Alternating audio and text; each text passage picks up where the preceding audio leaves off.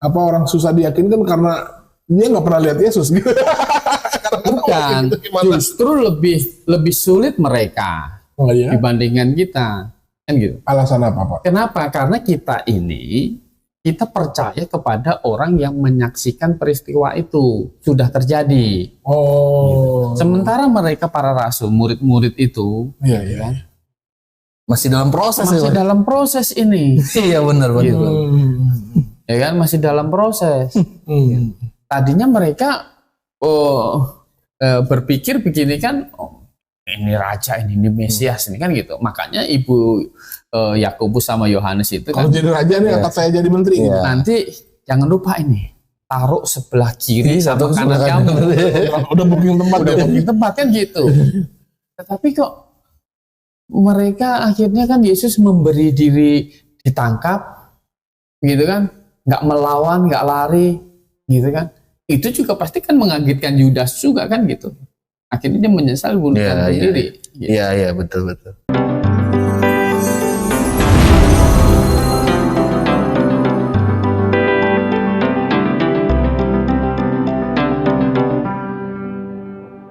Baik, selamat malam saudara yang dikasihi Tuhan Yesus Kristus. Malam hari ini kembali kami menemani Anda di sini di channel podcast kebenaran.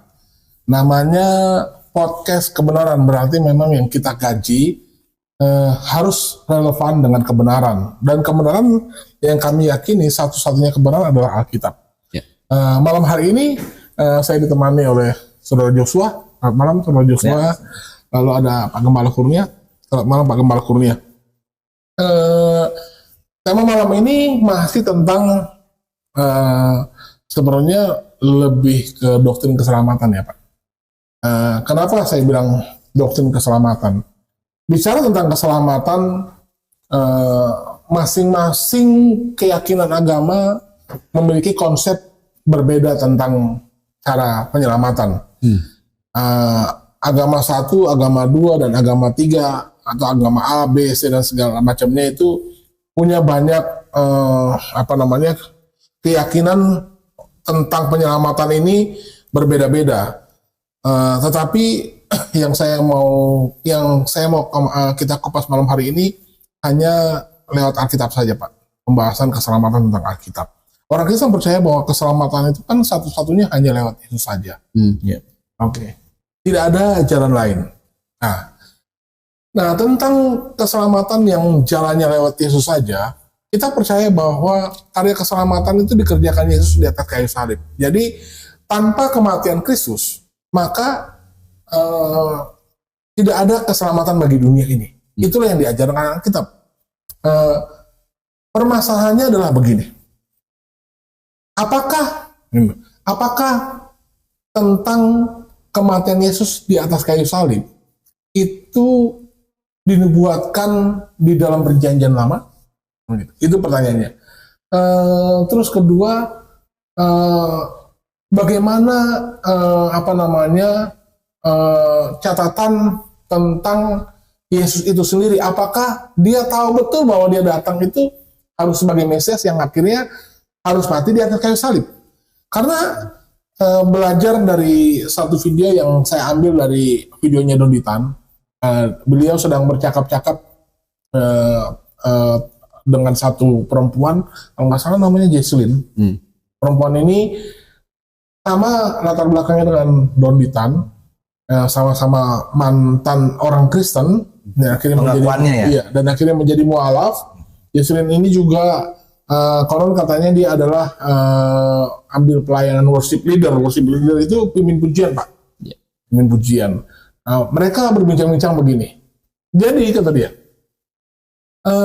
Yesus mati di kayu salib itu bagaimana? Apakah ada dicatat di perjanjian lama? Gitu. Terus Jesslyn ini bilang, kalau pendeta sudah ngomong, nah ini pendeta, saudara yang sedang menjelaskan nanti, ini sebenarnya bukan pendeta Kurnia. Alkitab, kalau Anda mau coba baca Alkitab, nggak ada kata pendeta. Iya, Anda boleh searching di Alkitab. Nggak ada kata pendeta di Alkitab. Jadi kami lebih memakai istilah yang paling tepat adalah gembala. Jadi itu istilah yang ada di Alkitab. Iya, beliau ini adalah gembala jemaat.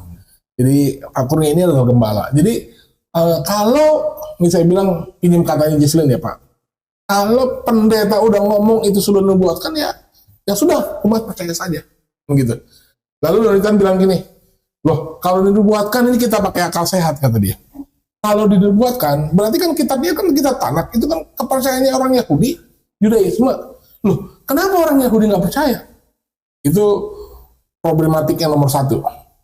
Yang nomor duanya lagi, kalau memang sudah dinubuatkan, nah Alkitab Perjanjian Baru sendiri menulis malam sebelum Yesus itu ditangkap, malam sebelum Yesus ditangkap, gitu loh. Yesus kan berdoa di Taman Getsemani, Pak. Kira-kira nih saya petik doanya, Bapa, kalau bisa lalukanlah cawan ini daripada aku, kan gitu.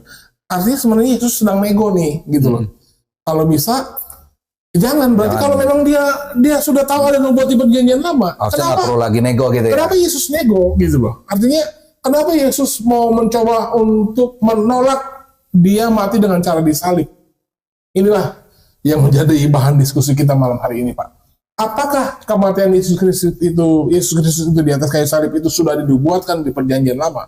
Terus kedua, apakah doa Yesus di Taman Getsemani malam hari itu berarti penolakan Yesus terhadap kematiannya kelak di atas kayu salib? Silakan menjelaskan Pak Kurnia sesuai dengan Alkitab. Ya, jadi kalau dinubuatkan kenapa berdoa? Iya, gitu kan, Pak. Harusnya kan kalau sudah dinubuatkan berarti terima-terima aja. Terima-terimanya kan tahu. Iya. Gitu. Jadi begini, kalau mengerti Alkitab sebenarnya belajar Alkitab, tetapi pengetahuannya nggak lengkap, gitu kan? Ya repot sebenarnya. Iya. Gitu. Tuhan Yesus sendiri kan pernah berkata begini, bahwa dia ini kan tidak melakukan apa yang dari dia, karena sebagai utusan dia melakukan hanya yang Bapa suruh saja. Coba kita baca dulu di Yohanes 12 ayat 49, coba dibaca dulu. Sebab aku berkata, kata bukan dari diriku sendiri, tetapi Bapa yang mengutus aku, dialah yang memerintahkan aku untuk mengatakan apa yang harus aku katakan dan aku sampaikan. Jadi Tuhan Yesus itu kan ketika dia mengosongkan diri menjadi manusia, dia harus mentaati kehendak Bapa. Kan gitu. Nah, ini juga nampak sangat jelas di dalam doa di Taman Getsemani itu. Tuhan Yesus kan berkata, bukan kehendakku yang jadi, melainkan kehendakmu. Katanya sampai 3 kali berdoa kan. Gitu. Kalau Injil Lukas itu karena dia tabib, gitu, dia menggambarkan bagaimana penderitaan Tuhan Yesus itu di Taman Getsemani itu, katanya peluhnya itu seperti tetesan darah. Gitu. Intinya adalah Yesus bukan tidak rela disalib, atau Yesus tidak tahu itu dinubuatkan, tetapi Yesus mau sebelum penyaliban ini, di dalam doa itu, dia mau menunjukkan bahwa memang dialah Mesias itu yang hanya melakukan kehendak Bapa. Karena Mesias kan dia adalah nabi, raja dan imam. Gitu. Sebagai nabi, sebagai utusan, maka harus taat dengan yang mengutus. Iya. Gitu.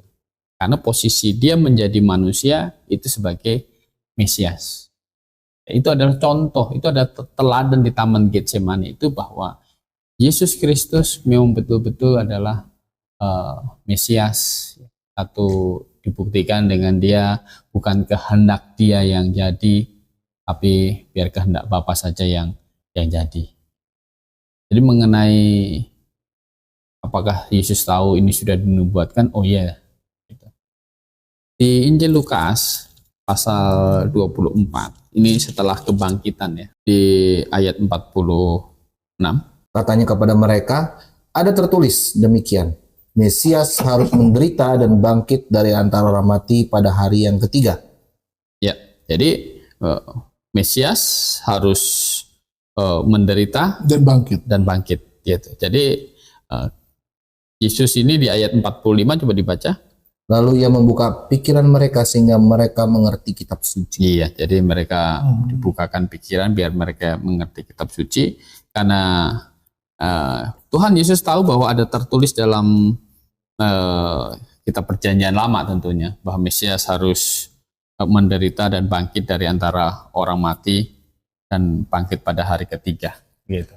Nah, memang ada dipakai ayat ini oleh orang yang tidak percaya Alkitab firman Tuhan. Nah, ini mana ada? Coba cari di perjanjian lama. Gitu. Ada tertulis gitu. Jadi, maksudnya tertulis secara literal ya. ya.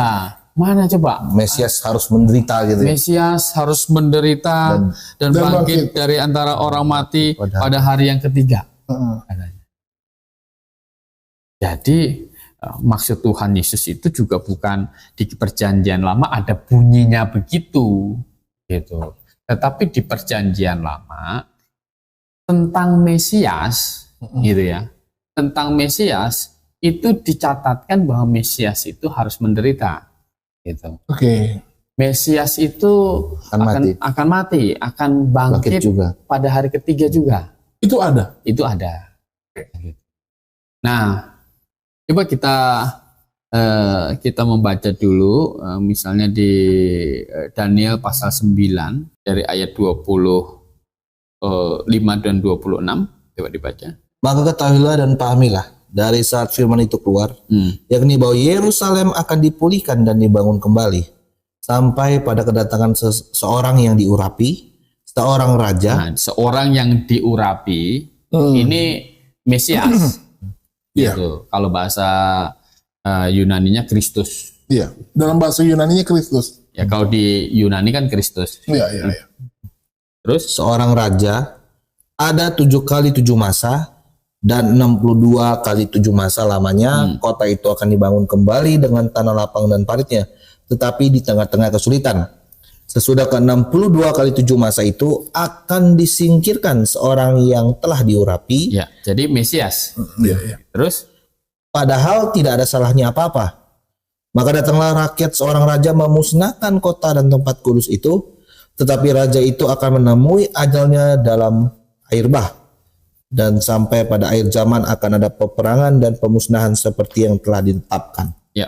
Nah, ayat 27 itu raja itu akan membuat perjanjian itu menjadi berat bagi banyak orang selama 1 kali 7 masa. Ini adalah antikristus nanti. Oke. Gitu. Jadi begini, ini Daniel ini mendapatkan satu informasi penglihatan, informasi dari Tuhan tentang kapan sebenarnya masa pemulihan untuk Israel. Gitu. Masa pemulihan untuk Israel itu yang dijelaskan di ayat yang ke-24. Di situ masa tidak ada dosa, ya kan? Jadi menggenapkan nubuatan para nabi, gitu.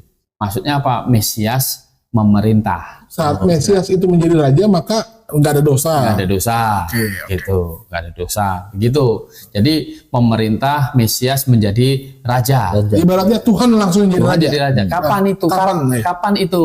Kan gitu. Iya. Itu kata Daniel dapat informasi 70 kali 7 dari sejak Yerusalem dibangun kembali. Berarti 490 tahun sejak Yerusalem dibangun kembali. Betul. Yerusalem dibangun kembali pada waktu itu adalah tahun 444 sebelum Masehi. Jadi 444 sebelum Masehi itu adalah Nehemia. Nehemia itu kan balik dari Babel, itu memimpin untuk pembangunan tembok kota Yerusalem. Begitu. Nah, saat itulah mulai start dihitung sebenarnya 70 kali 7 masa itu. Dari sejak Nehemia itu.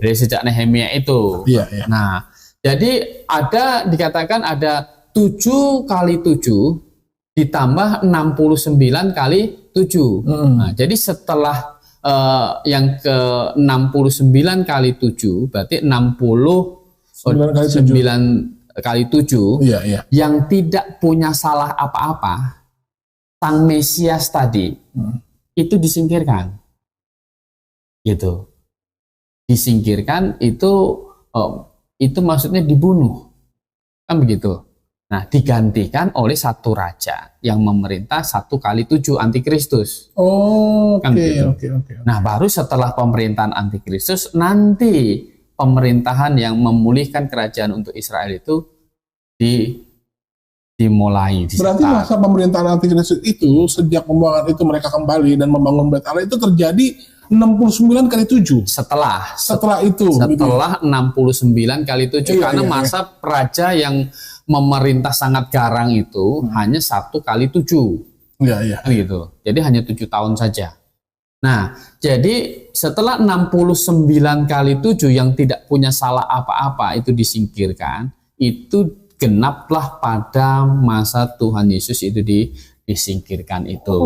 Selesai. Kalau perhitungan waktunya berarti kematian Yesus itu tepat perhitungannya itu ya Pak? Tepat. 69 kali 7 itu? Ya tepat. Gitu. Oh, Secara waktu menghitung itu akan jatuh tepat pada hari kematian Tuhan. Nah yang di ayat 26 juga Pak dikatakan ya, setelah yang disingkirkan itu maka datanglah seorang raja memusnahkan kota dan tempat kudus itu. Nah itu maksudnya Yerusalem. Nah itu nanti kan bicara antikristus karena raja itu nanti akan memerintah 1 kali 7 masa. Masa itu tahun ya Pak? Masa itu tahun. Oke. Nah jadi itu Daniel itu sudah memberitahu bahwa Mesias yang diurapi yang nanti sebenarnya akan jadi raja Israel, ya kan? Itu sebelum jadi raja Israel itu akan disingkirkan dulu. Oh. Karena dari disingkirkan sampai dia menjadi raja Israel itu ada rentang waktu 1 kali 7 di mana antikristus akan memerintah. Begitu. Nah, maka saya katakan begini, kalau seandainya kedatangan yang pertama Tuhan Yesus yang lewat kelahiran, inkarnasi menjadi manusia, itu diterima sebagai Mesias, artinya Israel menerima, maka tinggal 1 kali 7, maka Yesus akan datang kembali untuk menjadi raja. berarti nggak akan lama maksudnya ya Pak? Nggak akan lama. Dan pemerintahan antikristus terjadi langsung seketika itu juga. Seketika itu juga. Kan begitu. Okay. Nah, jadi Tuhan Yesus tadi kan berkata di Lukas tadi harus digenapi bahwa anak manusia, karena ada tertulis anak manusia akan menderita, disingkirkan. Daniel sudah menulis. Nah, kemudian kalau kita membaca Mazmur pasal 22 dari coba dibaca ayat 17 sampai 19. Sebab anjing-anjing mengerumuni aku, gerombolan penjahat mengepung aku, mereka menusuk tangan dan kakiku. Segala tulangku dapat kuhitung, mereka menonton, mereka memandangi aku. Mereka membagi-bagi pakaianku di antara mereka, dan mereka membuang undi atas jubahku. Iya. Luar biasa. Ini peristiwa ini sebenarnya kan kalau kita baca kisah hidup Daud kan tidak pernah ngalamin ini kan? Iya. Ya kan? Nah, mana pernah Daud dipaku tangan dan kakinya? Gitu. Nah, ini sebenarnya Daud bicara apa? Daud menubuatkan tentang Mesias yang akan datang. Ya memang Daud nggak pernah ditusuk tangan dan kakinya apalagi. Iya kan? Kalau udah mati dia. Iya. Daud tidak pernah ditusuk tangan dan kakinya. Iya. Nah, mereka membagi-bagi pakaianku di antara mereka dan mereka membuang undi atas jubahku. Iya sesuai. Dan ini akhirnya digenapkan pada peristiwa penyaliban Tuhan Yesus kan. Jubah Tuhan Yesus itu sama prajurit itu kan tidak dirobek-robek, dibagi gitu. Diundi. Dibuang undi gitu. Dapat siapa begitu. Dan Yesus itu benar-benar adalah Mesias. Mengapa? Karena kan untuk menggenapkan itu kan prajurit itu kan tidak disuruh itu undi dong, saya kan Mesias. Sampai sedetil itu gitu maksudnya kan? Ya Pak? Sampai sedetil itu ya Pak? Artinya betul. Tuhan benar-benar perkara sebenarnya kan ini kalau kita lihat Pak Riko ya, ini kan sebenarnya perkara baju ya sebenarnya cuma pakaian ya. Tapi itu pun tidak terlewatkan ya Pak. Betul. Jadi Tuhan di perjanjian lama itu sudah memberitahukan ke depan bahwa nanti apa yang terjadi atas jubah Mesias. Dia melihat.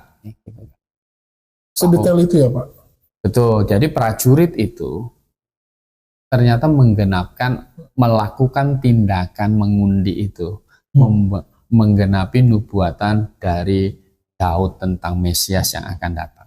Tapi bagaimana Pak kalau orang bilang yang di Mazmur Daud ini kan, ya ini kan Mazmur, artinya puisi gitu, cuma nyanyian, kok bisa dibilang ini nubuatkan tentang Mesias gitu Pak? Nah ini bagaimana Pak? Biasa kan suka ada yang, itu mah cuma cocok loginya orang Kristen aja lah ayat ini misalkan kan begitu Pak. Begini, penulis perjanjian baru, ya kan? Akhirnya ketika peristiwa itu sudah terjadi kan, mereka menulis ini semua menjadi menggenapkan apa yang nats kitab suci tuliskan, gitu. Mereka membagi pakaianku, mengundi, kan seperti. Nah, coba kita baca lagi Yesaya. Yesaya pasal 53 ini.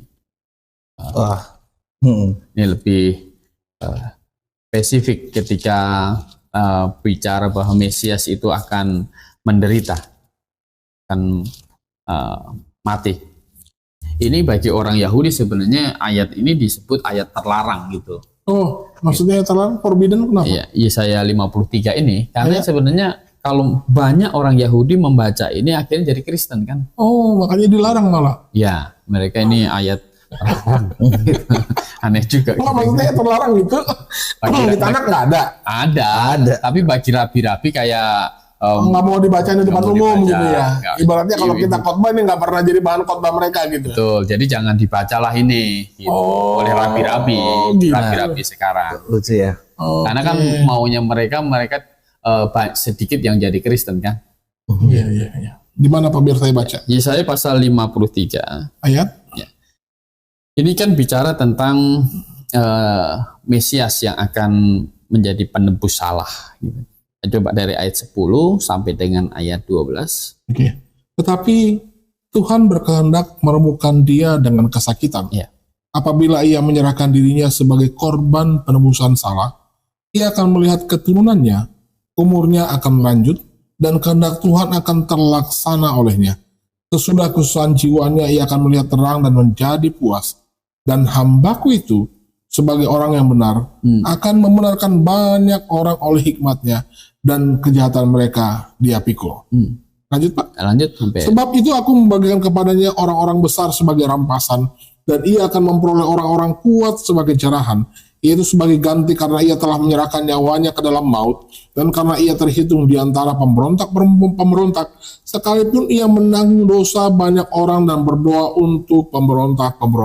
Ya, jadi sebagai ganti karena ia telah menyerahkan nyawanya ke dalam maut kan begitu. Iya.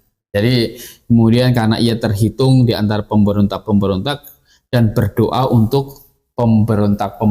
Kalau kita baca Injil Lukas pasal 22.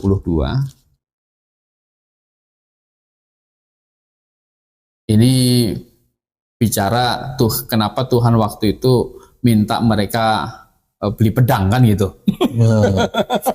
Ini ada lagi ini. Itu ada ayatnya Pak. Ya, coba Lukas pasal 22, kenapa begitu? Sebenarnya itu untuk menggenapkan juga nubuatan dari para nabi gitu. Gimana Pak? Ayat berapa? Lukas pasal 22 ayat 37-38. Sebab aku berkata kepada kamu, bahwa nas kitab suci ini harus digenapi padaku. Ia akan terhitung di antara pemberontak. Sebab apa yang tertulis tentang aku sedang digenapi. Kata mereka, Tuhan, ini 2 pedang. Jawabnya sudah cukup. Nah, jadi supaya dianggap, dihitung sebagai pemberontak, siapkan pedang, kan gitu. Karena di kitab Yesaya itu, dan karena ia terhitung di antara pemberontak. Jadi salah satu alasan untuk menangkap Yesus karena dia terhitung sebagai orang pemberontak. Dengan bawa pedang, buktinya pedang. Bawa pedang. Gitu. Oke. Kalau sekarang bawa senjata lah gitu ya Pak? Ya, murid-muridnya waktu itu nggak ngerti. Gitu kan. Wadah. Kalau mereka betul-betul mau jadi pemberontak kan, pedangnya kan cuma 2. harusnya ini masih kurang nih. Iya, Kan gitu. betul. Paling enggak kan 11 murid bawa pedang, ini kan cuma 2 kata Udah Tuhan. sepasukan ya Pak. Ya Tuhan bilang cukuplah. Gitu kan. Nah, cukuplah gitu. Jadi karena ayat ini harus berkata ia terhitung di antara pemberontak-pemberontak. Buktinya itu. Iya. Untuk menggenapi nats ini ya Pak. Menggenapi nafsi. Lalu kita baca lagi Yesaya 53 tadi, naik ke atas di ayat 5-nya. Tetapi sesungguhnya penyakit kita lah yang ditanggungnya, Iya. dan kesengsaraan kita lah yang dipikulnya. Padahal kita mengira dia kena tulah, dipukul dan ditindas Allah. Tetapi dia tertikam oleh karena pemberontakan kita. Dia diremukkan oleh karena kejahatan kita. Ganjaran yang mendatangkan keselamatan bagi kita ditimpakan kepadanya. Dan oleh bilur-bilurnya kita menjadi sembuh. Iya. Jadi dia tertikam oleh karena apa? Pemberontakan kita. Yesus di samping dipaku di atas kayu salib, kedua tangannya, kakinya. Kemudian untuk memastikan dia meninggal, prajurit menombak lambungnya, gitu.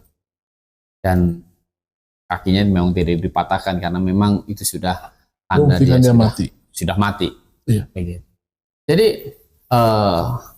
seperti Tuhan Yesus berkata bahwa dia harus menderita, itu harus digenapkan. Maka sebenarnya ulang-ulang waktu Yesus Kristus sebelum disalibkan, dia mau berkata kita harus ke Yerusalem. Anak manusia harus menderita. Ya nanti cerita Petrus melarang lah, apalah, kan begitu kan. Tapi itu harus gitu. Karena di Yesaya tadi, karena ia rela menyerahkan nyawanya. Dia tahu dia akan mati di atas kayu salib, gitu kan. Doa di Taman Getsemani itu kan untuk menunjukkan bahwa betul-betul dia adalah Mesias yang mentaati kehendak Allah Bapa. Nah, kemudian kalau bicara tentang ini kebangkitan, nah kalau bicara tentang kebangkitan, tadi kan di Yesaya pasal 53 ayat 11 tadi kan, Yesaya 53 ayat 11. Sudah kesusahan jiwanya, ia akan melihat terang dan menjadi puas. Dan hambaku itu sebagai orang yang benar akan membenarkan banyak orang oleh hikmatnya. Dan kejahatan mereka dia pikul. Ya, jadi sesudah kesusahan Jiwanya. Jadi tidak selamanya dia akan mati. Dia akan bangkit. Nah, dia disalib, dikubur, dan dia akan bangkit kembali. Kalau Ayub 19 ayat 25. Ini banyak sekali ayat-ayatnya ya Pak. Ya ini membuktikan sebenarnya Pak Riko dengan yang diucapkan tadi, mana nubuatannya katanya. Nah inilah justru ayat-ayatnya justru. Jadi bisa seharian. sahabatnya dari Pak Riko juga tadi katanya kan si Giselin ya. Giselin itu sendiri bilang katanya kalau pendeta udah ngomong katanya percaya aja gitu ya. Nah ini justru kita nggak percaya aja nih. Justru kita cari ayat-ayat dan ya ini semoga Jesslyn tonton. Mungkin selama ini dia jadi Kristen nggak ketemu ayat. Mungkin saya pikir juga begitu Pak Riko. Makanya dia akhirnya jadi tidak paham ya. Akhirnya jadi begitu mungkin. Dan ini saat ini Pak Gembala Kurnia justru lagi. Ini masih mungkin nggak semuanya juga kita kasih tahu ya. Karena bisa nggak keluar gitu. Keluar ya. Oke ini mewakili saja ini. Ayub 19 ayat 25. Tetapi aku tahu penebusku hidup dan akhirnya ia akan bangkit di atas debunya. Aku tahu penebusku hidup. Ya. Jadi dia tahu penebus kan sebagai korban penebus salah akan menjadi korban, kan gitu, meninggal, dihukumkan. Jadi juru selamat itu akan mati seperti domba korban sebenarnya. Ya makanya kan kalau kita pikirkan kan Ayub ini kan hidup bahkan ada yang bilang sejaman Abraham, ada yang bilang sebelum Abraham bahkan. Tapi kok dia bisa sudah memahami konsep penebus itu akan hidup gitu loh makanya Pak. Berarti memang sebenarnya janji keselamatan Mesias itu Pak dari zaman purba ya Pak? Iya makanya sudah itu. diajar Tuhan ya Pak. Betul. Oh. Berarti sepanjang zaman memang orang-orang yang beriman kepada janji bahwa akan kirim juru selamat itu sudah memang terbukti ya dari Ayub ini saja. Ayub ini sebenarnya kalau ditarik garis keturunan ketemu sama Abraham nggak Pak? Maksudnya dia serumpun nggak sama si Abraham ini? Secara begini, secara waktu ya, ya di mana itu dia sebagai imam keluarga, iya oke, gitu kan. Dia kan sangat kaya, kemudian anaknya berbuat mengadakan pesta. Dia khawatir di dalam pesta itu bikin dosa, maka dia korban. bikin mezbah, buat mezbah, gitu kan. Jadi dia bangun mezbah, dia potong domba, gitu, sebagai ganti korban dosa anak-anaknya, kan begitu. Jadi itu jelas itu sebelum hukum Taurat diturunkan. Karena kalau sudah hukum Taurat diturunkan, ada bait Allah ya. Iya, tidak ada ayah jadi imam kan. Mesti imam itu sendiri ya. Mesti keluarga dari Lewi. Betul. Lewi dan ada imam besar Harun. Jadi Ayub ini jauh sebelum hukum Taurat diturunkan. Jadi kalau dibilang sejaman dengan Abraham atau bisa lebih tua dari Abraham, ya bisa jadi gitu. Tapi nggak mungkin berpapasan dengan Musa gitu ya. Nggak mungkin. Iya. Karena masanya keimamatan ayah itu ya. Masih keimamatan ayah. Oke, lanjut. Jadi Ayub ini dia tahu penebus akan hidup, akan mati kan. Jadi mati hidup lagi. Kenapa? Karena memang kan dari sejak di Taman Eden itu, Adam waktu jatuh ke dalam dosa langsung punya inisiatif karena dia malu bikin bikin pakaian. Iya. Kan gitu. Dari daun Dari ya. daun-daun kan gitu. Namanya dari daun-daun. Kira-kira bisa nutupin semua nggak? Kan nggak mungkin. Jadi ide manusia itu memang tidak akan menyelesaikan dosa. Agama, kebaikan kita itu pasti akan bolong-bolong. Nah, jadi Tuhan akhirnya ganti baju mereka dengan kulit binatang. Nah, kulit binatang itu mati. Karena apa? Karena dosa Adam kan gitu. Sebenarnya kalau misalnya Adam itu nggak berdosa, nggak perlu binatang itu dibunuh kan? Itu mengajarkan kepada Adam, karena kamu berdosa, maka akan ada yang menjadi korban dari dosa. Karena pemberesan dosa itu adalah penghukuman, baru beres. Berarti sebenarnya Abraham itu sangat menyesal sekali ya Pak, karena dia kan tahu dong, berarti konsekuensi dari kesalahan dia, maka Tuhannya sendiri yang harus mati. Iya. Maka Adam itu kita berkata dia percaya kan gitu. Ya, makanya bisa menurunkan ke keturunannya. Jadi janji korban ini kan ini simbolik. Ini dilanjutkan terus, nah sampai kepada Ayub melakukannya dengan setia. Nah itu adalah lambang atau simbol dari juru selamat yang akan datang, yang akan menderita, nanti akhirnya mati dan hidup kembali. Jadi maka Ayub tadi bilang penebusku itu hidup begitu.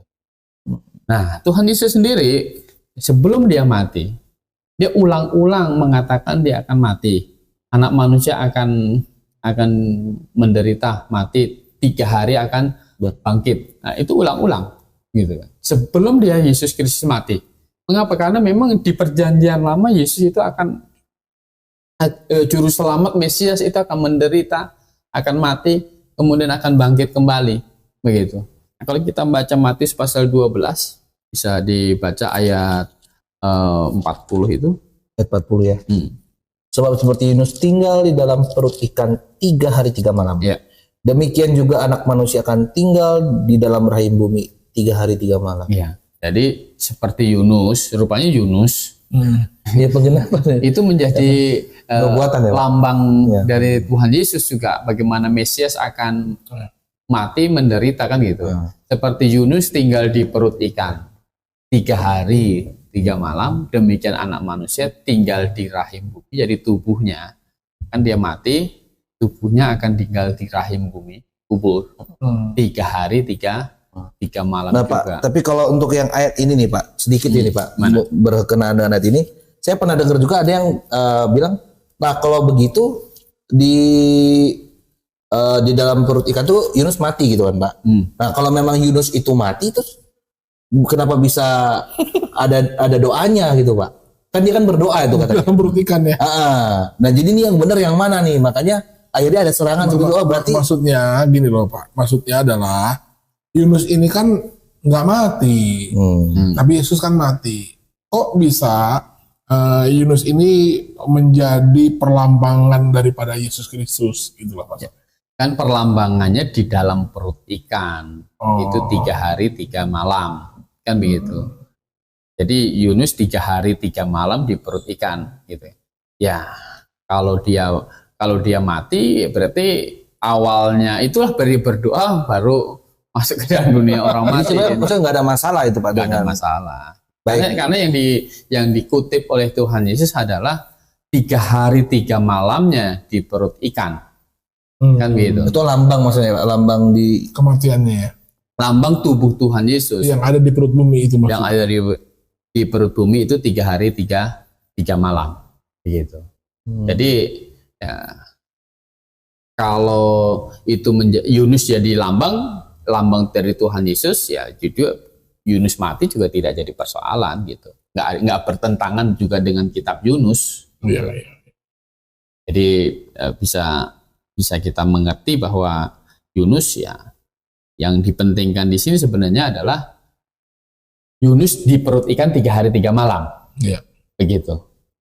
Seperti tubuh Tuhan Yesus di rahim bumi dikubur 3 hari 3 malam. Dan makanya sebenarnya Tuhan Yesus waktu kebangkitan kan gitu. Kalau murid-muridnya itu percaya Tuhan Yesus, betul-betul percaya dia Mesias gitu, mereka nggak datang ke kubur. iya. Mereka tunggunya di Galilea kan gitu. Kan disuruh Tuhan itu di situ ya Pak. Disuruh tunggu di Galilea. Bahkan nggak mungkin mereka jadi balik lagi ke profesi mereka masing-masing. Ya, Pak. Jadi mereka memang sebelum kebangkitan Mereka nggak percaya. mereka belum Kurang yakin ya Pak. kurang yakin. Awalnya mungkin mulai percaya gitu. Saya bingung juga sama murid-murid pada udah banyak mukjizat, udah apa gitu ya. Loh begini masalahnya kan begini kan. Memang tidak gampang gitu kan untuk meyakini bahwa Yesus itu Tuhan sebelum kebangkitan. Kan gitu. Karena kan kalau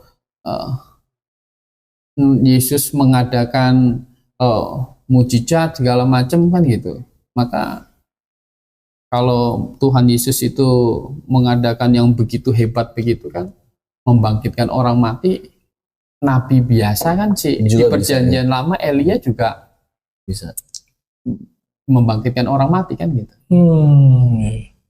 Tetapi untuk percaya Yesus itu Tuhan Susah ya sulit lah pasti. Makanya kita juga sulit make sense juga ya Pak. Bagaimana? Maksudnya Kalau kita hari ini sulit, itu karena nggak cinta kebenaran. maksud saya gini loh Pak, apa namanya? Perbandingan logikanya gini loh Pak. Kan rasul-rasul itu kan bukti saksi bahwa Yesus melakukan itu semua. Iya. Sementara kan kita hanya menurut tulisan Alkitab gitu. Kita nggak pernah lihat kapan Yesus bangkitnya, kita nggak lihat juga bagaimana. Nggak melihat secara langsung. Gitu loh.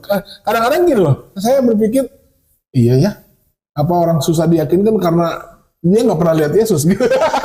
Bukan, justru lebih sulit mereka dibandingkan kita, kan gitu. Alasan apa Pak? Kenapa? Karena kita percaya kepada orang yang menyaksikan peristiwa itu sudah terjadi. Gitu. Sementara mereka para rasul, murid-murid itu, kan, masih dalam proses. Dalam proses ini. Iya benar. Gitu.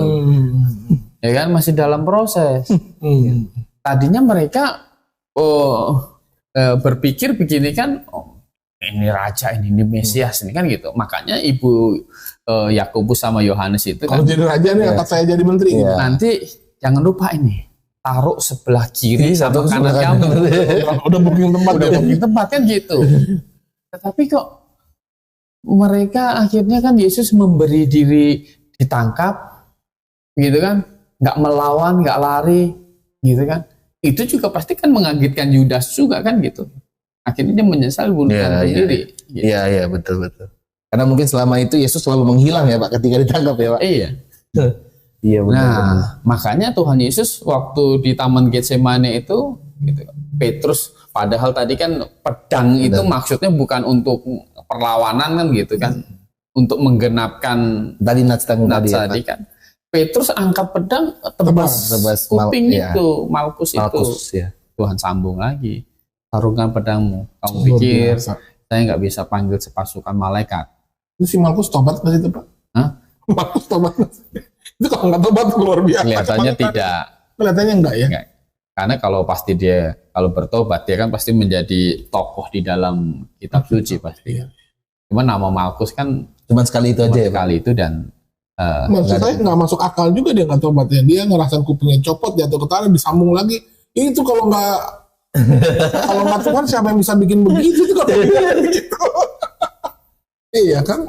mudah-mudahan tobat ya. Mudah-mudahan tobat ya. Iya, iya. Kalau tobat kan kita ketemu di surga kan. Iya, luar biasa. Iya. Ya, jadi Petrus tadi kan murid-murid ya susah percaya memang. Kadang percaya, kadang tidak, Dia kadang melemah gitu kadang ya, Pak. melemah, kan begitu. Kadang sok kuat gitu ya Pak. Kadang sok kuat. Di Taman Getsemani kan. Iya, Setelah Yesus ditangkap, mereka kemana? iya kabur. Mereka tercerai-berai, Takut ya. takut. Dan itu juga sudah menggenapi nubuatan juga. Nah, itu kalau Donitan ada di situ pasti kabur juga Pak. Ya kan? Iya, Itu iya. rupanya menggenapi nubuatan. Itu domba-domba tercerai-berai, begitu. Tanpa gembala. Iya, iya. Tapi kalau memang kita lihat juga dari yang kesaksiannya orang yang murid-murid yang ke Emmaus ya katanya Pak. Mereka juga kan berpikirnya kan Mati. ada seorang nabi yang jadi masih sebatas Nabi. Iya. Jadi murid-muridnya itu clear, jelas. Yesus itu Tuhan. Itu memang setelah kebangkitan. Di kisah para rasul itu waktu Petrus khotbah kan dia meyakinkan orang Yahudi bahwa Yesus yang kamu salibkan itu sebenarnya dia adalah Tuhan kan gitu yang menjadi manusia. Iya. Begitu. Nah, mereka menyesalkan, aduh gitu. Saya yakin di antara orang yang bertobat itu termasuk orang yang teriak-teriak salibkan dia. Aduh, Iya. Kan gitu. Iya. Bertobat akhirnya dibaptis oleh Petrus. Awal-awal jemaat itu pada hari Pentakosta itu kan Alkitab berkata bahwa jemaat orang yang percaya kepada Tuhan Yesus itu ditambahkan jumlahnya 3.000 orang. Itu dibaptis oleh Petrus. Dan Rasul Paulus sendiri di dalam setiap kesempatan juga untuk membuktikan bahwa Yesus itu adalah Tuhan, Mesias, itu Rasul Petrus kan melakukannya dengan mengutip kitab-kitab suci. Gitu. Coba kita baca apa yang dilakukan Rasul Paulus di Kisah Rasul 18 itu, ayat 28. Sebab dengan tak jemu-jemunya ia membantah orang-orang Yahudi di muka umum dan membuktikan dari kitab suci bahwa Yesus adalah Mesias. Jadi tidak jemu-jemu. Di muka umum ya Pak. Jadi Paulus membuktikan kepada orang Yahudi bahwa Yesus adalah Mesias. Mengapa? Ya karena memang Yesus Kristus itu membuktikan atau gini, semua tanda atau semua ciri-ciri Mesias yang akan datang itu semuanya genap pada diri Tuhan Yesus. Iya. Ya. Tadi kita membaca Mazmur, bahkan jubahnya saja itu kan nggak dirobek-robek, ya. Tetapi mereka mengundi jubahku. Sampai jubah aja diomongin ya Pak. Lagi jubah diomongin. Memaku tangan dan kakiku. Gitu kan. Jadi sampai seperti itu. Gitu. Supaya dianggap menggenapkan, dihitung sebagai pemberontak. Tuhan bilang ambil ini, jual yang kamu punya ini, beli pedang. Gitu, siapkan pedang. Gitu. Jadi terhitung sebagai diantara pemberontak. Jadi bagaimana tidak percaya Yesus Mesias kan? Gitu. Maka Paulus yang tadinya berpikir Yesus juga bukan Mesias, gitu. Seorang penghujat, pasti pikirnya bukan begitu. Betul.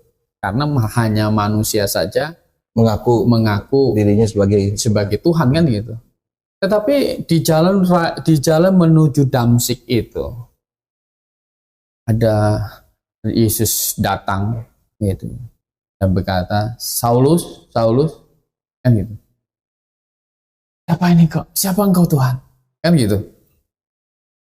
Aku Yesus yang engkau aniaya. Itu menyadarkan Paulus. Dan Paulus memang sengaja Tuhan pilih, Tuhan panggil dia menjadi rasul untuk bangsa non-Yahudi. Kan 12 rasul untuk bangsa Yahudi kan sudah dia pilih waktu Tuhan Yesus hidup. Nah, tambah satu rasul Paulus ini. Dan secara spesifik Rasul Paulus inilah yang akan dipakai Tuhan untuk memberitakan sampai ke raja-raja gitu kan. Tadinya kan si Ananias kan tidak mau datang untuk membaptis si Rasul Paulus kan. Karena takut ini kan, takut datang ke Damsyik kan bawa surat perintah untuk nangkap orang Kristen gitu. Maka dia di 1 Timotius itu Rasul Paulus berkata, di antara orang berdosa akulah yang paling berdosa karena dia sudah berniat untuk menghancurkan jemaat Allah kan gitu. Itu pun diampuni dosanya. Luar biasa. Kan gitu.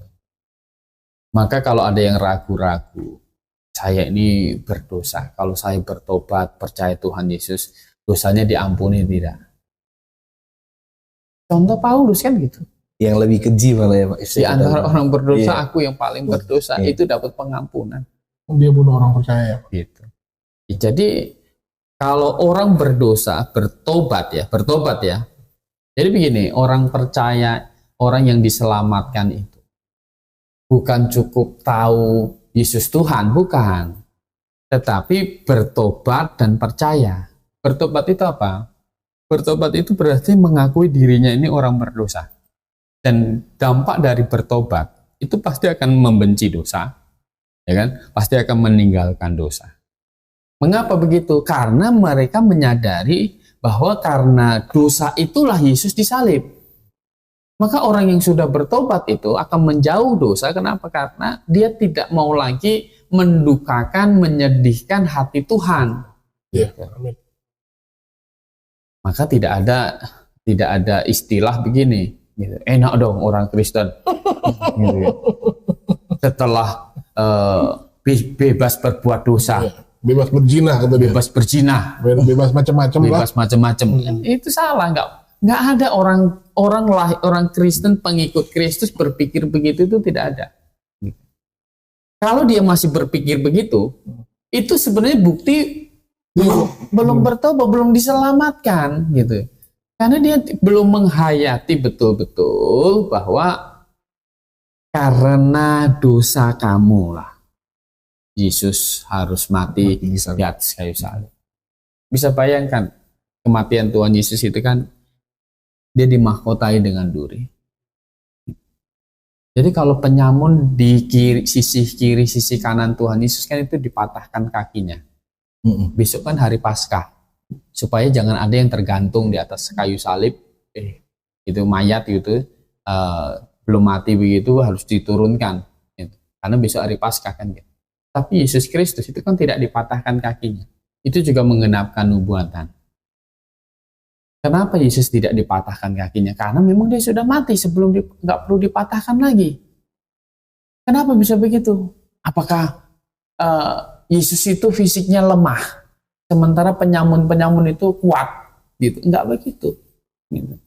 Yesus Kristus itu kan di taman Getsemane itu, di waktu sejak ditangkap, kemudian dia dibawa, diadili di hadapan Hanas, mertuanya si Kayafas. Yang harusnya orang tidur sebenarnya. Ya. Jam segitu ya. Diadili. Kemudian dibawa ke Kayafas, imam besar waktu itu. Kalau Hanas kan sudah pensiun sebenarnya. Dibawa ke Kayafas. Diinterogasi. Hukumannya harus mati nih. Cuma nggak bisa dia hukum mati. kasih ke Herodes, kan gitu. Kasih ke Herodes, kemudian kasih ke Pilatus. Ya udahlah, karena Pilatus sebenarnya kan nggak dapat kesalahan untuk mati.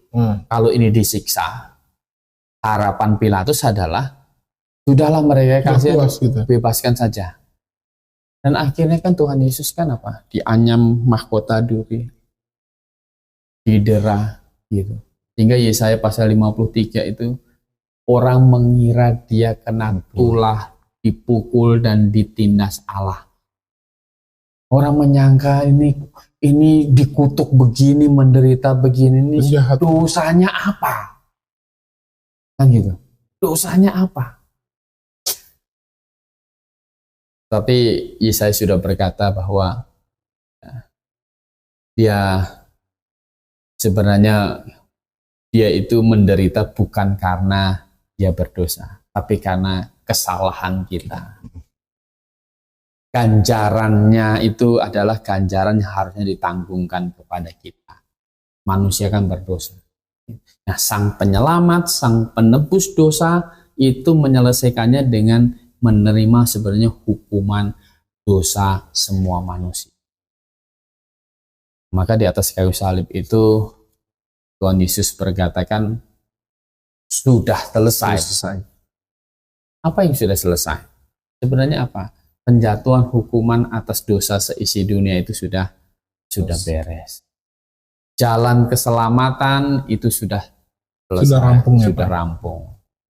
Makanya setelah Yesus mati, dikubur, bangkit, gitu, murid-murid tidak ada lagi yang sanksi bahwa Yesus itu adalah Tuhan, dia Mesias. Setelah kebangkitan ya, gitu kan?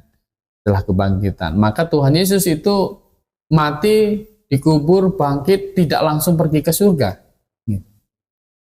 Tidak pergi ke surga, kemudian nggak balik gitu kan, nggak begitu.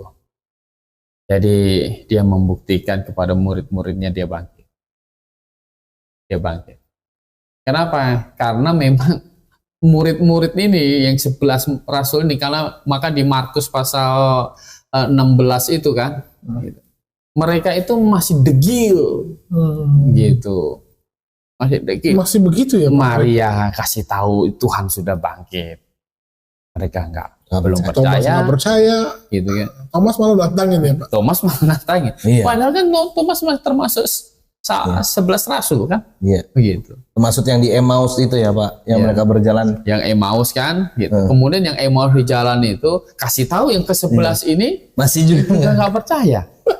Gitu. Sampai Magdalena ya datang ke kubur Yesus, sangkanya tukang kebun. Ya, itu awal-awalnya kan. Iya. Nah, makanya sebenarnya setelah kebangkitan mereka, Tuhan Yesus membuktikan kebangkitannya kepada murid-muridnya. Kalau Rasul Paulus di 1 Korintus pasal 15 itu yang Yesus Kristus sekaligus pernah membuktikan, menampakkan diri kepada 500 orang sekaligus. Gitu. Dan waktu 1 Korintus itu ditulis, banyak mereka masih hidup.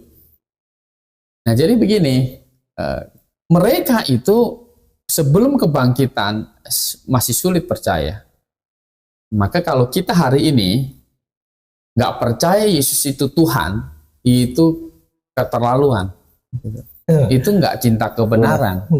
Sebenarnya bagi kita yang hidup setelah kebangkitan Tuhan Yesus, ya kan, murid-muridnya kan ada bukti menceritakan, ya kan, murid-muridnya yang menceritakan menjadi saksi mata, menderita sampai mati jadi martir. Nggak mungkin kan orang mau mati untuk sesuatu yang yang apa yang isapan dia jempol gitu. Ya yang dia yakin itu bohongan. Maka mustahil tubuh Tuhan Yesus disimpan sama mereka, itu sesuatu yang mustahil. Terus mereka mau mati gitu. Mereka mau mati untuk sesuatu yang mereka tahu, sendiri bohongin. mereka yakin itu bohongan, nggak mungkin. Gitu. Nah, itu saja sebenarnya kan makanya kita menjadi yakin dengan pemberitaan mereka. Begitu. Berarti ini ayat-ayat tadi kan sudah disebutkan ayat-ayat nubuatannya gitu Pak. Betul. Berarti sebenarnya tadi yang C.J. Selin itu ya inilah sebenarnya Pak Gembala Kurnia sudah banyak mengutip beberapa sebenarnya ini belum semuanya ya. Karena ada Herbert Lockyer itu bilang bahwa nubuatan tentang Mesias itu sekitar ada 300-an lebih 300. di perjanjian lama Itu ayat ya maksudnya. Itu semua digenapi semua. itu semua dikenal. Itu makanya nggak mungkin kita sebutin satu-satu hari. Sebenarnya kalau memang saya juga sering baca juga ada sekitar 300 lebih nubuatan tentang apa namanya Yesus Yesus ini. Mesias. Kalau bicara kemungkinan, itu kemungkinannya kalau saya coba hitung Pak, itu bisa 1 banding berapa triliun kemungkinan nubuatan itu yang beratus itu digenapi dalam 1 orang. Karena bicara soal KTP saja kita bilang ini KTP itu kan ada 12 digit KTP. Itu kan peluangnya itu kan 1 banding berapa penduduk untuk memastikan identitas saya yang asli gitu loh. Tetapi kalau ini kan 300 nubuatan dan digenapi secara tepat, kelahirannya, hidupnya, kebangkitannya, aduh, Saat dia mati. oh iya, aduh luar biasa. Jadi memang benar juga kata Alkitabnya kebangetan itu nggak percaya itu. Nah, tapi Pak terakhir ini Pak, ada tadi sedikit yang tadi ya Pak Riko yang katanya, kok itu kitab apa? Yang nubuatan itu kitab apa katanya? Perjanjian Lama kan. Nah, ditanya Perjanjian Lama itu kitabnya siapa? Yahudi. Orang Yahudi. Nah, tapi kenapa orang Yahudi maksudnya kok nggak percaya kalau memang benar itu nubuatan buat Yesus? Nah, itu gimana? Orang gitu? ada ayat terlarang. Ya, itu coba. Ya, jadi begini. Ya. Orang murid-murid Tuhan Yesus itu juga orang Yahudi kan. Iya, iya. Bagi murid-murid Tuhan Yesus, kitab Perjanjian Lama itu kitab suci. Nah, kalau orang Yahudi yang tidak mau percaya bahwa Yesus itu Mesias, gitu ya, itu sebenarnya adalah orang Yahudi yang salah menafsirkan Perjanjian Lama. Sama hari ini kan ada banyak orang Kristen percaya Alkitab Perjanjian Baru, ya kan? Tetapi ini firman Tuhan salah menafsirkan. Iya. Gitu. Bahkan sampai akhirnya menerjemahkan dengan pengertian yang lebih salah lagi gitu ya Pak. Gitu kan. Bagaimana ada orang Kristen ya katanya saksi-saksi Jehovah itu Yesus bukan Allah, kan gitu. Gitu. Bahkan dibilang Allahnya kecil Allah lagi. kecil. Iya. Ya benar-benar Pak. Ya, Pak Erastus, ya kan? Yesus sedikit rendah Yesus daripada Allah. sedikit lebih rendah. Yesus ya kayak ciptaan juga, begitu. Padahal kan orang Kristen nih. Nah, tapi kita bilang itu adalah orang yang salah menafsirkan Alkitab. Nah, orang Yahudi ya, yang tidak percaya Yesus itu Mesias, Yesus itu Tuhan, itu adalah orang Yahudi yang salah menafsirkan Alkitab. Gitu. Kalau coba menafsirkan Yesaya pasal 53 itu, Siapa lagi yang cocok gitu ya? siapa lagi yang cocok? Iya, betul. Ya, itu udah skakmat sih kayaknya. Ya, Nggak ada lagi. itu jelas-jelas, makanya ayat itu memang sebenarnya banyak memimpin orang Yahudi menjadi Kristen. Menyocokkan Yesaya 53 dengan Yesus Kristus itu cocok semua. Iya. Yesus itu kan orang Yahudi sebenarnya tersandung dengan begini. Yesus itu adalah orang Nazaret. Iya. Kan gitu. Kenapa Pak dengan Nazaret itu Pak? Kan Mika 5 ayat 1 mereka berpikir bahwa Yesus itu harusnya orang Bethlehem karena lahirnya di Bethlehem kan gitu. Padahal kalau cerita lengkap dari hidup Tuhan Yesus, Oh iya benar. lahirnya memang di Bethlehem gitu. Karena ada tragedi mau dibunuh, pindah ke Mesir. Kan gitu. Nah, Herodesnya yang mau membunuh itu sudah mati, ganti anaknya. Rupanya Herodes yang gantikan di wilayah Bethlehem itu Herodes yang galak juga, gitu kan. Mau balik nggak bisa, disuruh malaikat akhirnya pergi ke Nazaret. Besar di situ, jadi nggak kemana-mana. Kalau nanya orang Yesus umur 12 sampai 30 itu kemana? Ya di Nazaret itu. Ada yang bilang ke Nepal, ke Tibet, ke India lah. Nggak kemana-mana, kan gitu. Makanya dia disebut orang Nazaret. Gitu. Maka orang Yahudi itu Terpleset di situ ya Pak. terpleset itu. Jadi mereka orang Yahudi melabeli Kristen, orang Kristen, kalau Nasrani. sebagai orang Nasrani, pengikut orang Nasrani, jadi kamu ngikut orang, gitu, salah. Ya, jadi Yesus itu adalah Kristus. Jadi besar di Nazaret, betul, tapi lahirnya di Itu pun menggenapi nubuatan lagi ya, Pak? itu pun Nah, ini menggenapi. gimana Pak Riko jadinya? Jadi memang sebenarnya kalau bicara tentang nubuatan banyak sekali ya, Pak. Banyak sekali. Dan saking banyaknya kita pasti nggak punya waktu. Ini udah berapa? Udah mau sejam lebih nih ya. Tadi katanya 300 ya, Iya. 300. Belum sampai 300 sudah sim. udah kapok kita ini. Iya. Gimana kalau sampai 300 ini Makanya saya bilang kalau bicara peluang atau probability namanya kan, itu kemungkinannya. dari 300 itu peluangnya untuk digenapi oleh satu orang itu sebenarnya 1 banding triliunan, Pak. Jadi memang kalau bukan karena Tuhan, saya yakin betul mustahil. Jadi kalau orang baca nubuatan kitab perjanjian lama dan dia nggak percaya bahwa Yesus itu adalah Tuhan, benar kata Pak Gembala Kurnia, kebangetan kalau bahasa orang Jawa. nggak cinta kebenaran ya. Iya. Ada mau lagi yang Atau kalau Rasul Paulus bilang itu dibutakan oleh ilah zaman ini. Pikirannya sudah dibutakan. Iya. Oke. Baik, udah cukup Pak Kurnia.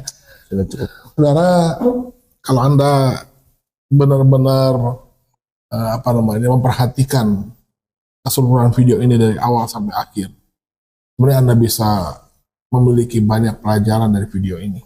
Ya. Jadi nubuatan tentang Yesus Kristus di Perjanjian Lama itu sangat banyak sekali. Kalau Anda mau menghitung, tadi Pak Kurnia sempat bilang sekitar 300-an, dan itu mustahil digenapi oleh manusia biasa.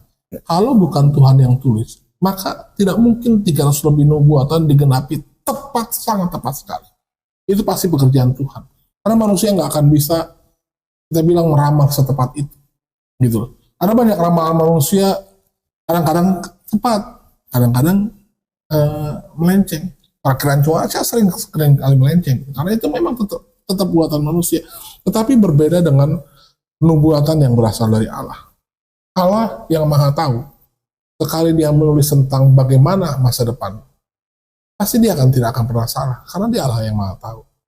Dan nubuatan di kitab Perjanjian Lama dengan tepat menulis keberadaan Yesus, mulai dari lahir bahkan sebelum lahir, sampai dia mati, sampai dia naik ke surga. Nah, yang belum ini kedatangannya, ini yang belum dinubuatkan. Dan kami berharap dan beriman saat Tuhan datang ada kami nanti di situ di awan-awan ya Pak, kita dijemput. Saudara, yang paling penting dari pelajaran hari ini adalah keselamatan tidak sama dengan prinsip dunia ini, di mana ada istilah ada banyak jalan menuju Roma. Tentang keselamatan tidak ada banyak jalan. Hanya ada satu jalan, yaitu Yesus Kristus sendiri. Karena setiap orang berdosa, maka semua orang seharusnya dihukum. Dan hukuman atas setiap dosa adalah masuk ke dalam neraka. Jadi kalau orang mau masuk surga, syaratnya cuma satu sebenarnya. Tidak boleh ada dosa. Dan itu mustahil, karena setiap manusia berdosa. Dan untuk tidak ada dosa di hadapan Allah Bapa yang seharusnya menghukum kita, dosa kita seharusnya sudah dihukum. Anda mau menanggung hukuman itu sendiri, atau Anda percaya kepada Yesus yang sudah menanggung hukuman segala dosa dunia? Jadi kalau Anda mau selamat, percaya kepada itu saja. Percaya dan bertobat. Oke. Informasi itu hanya didapat lewat Alkitab yang satu-satunya firman Allah. Baik, terima kasih Pak Gembala Kurnia yang sudah memberikan penjelasan yang begitu gamblang. Ada banyak nubuatan tadi sudah dijelaskan. Saking banyak kita udah cukup nyerah. Nggak usah 300 ya Pak. Itu aja kita udah nyerah. Membuktikan memang ada. Lalu terima kasih Saudara Joshua yang sudah menemani saya di sini. Nah, kalau Anda merasa diberkati sudah lewat video ini, Anda bisa like, Anda bisa share, Anda bisa subscribe supaya nanti kalau kami upload video baru akan ada notifikasi di device Anda. Dan kalau ada pertanyaan yang mungkin Anda hendak sampaikan di channel kami, Anda bisa ketik di bawah kolom komentar. Baik, selamat malam Pak Kurnia, selamat malam Joshua, Ya. selamat malam dan salam Maranatha.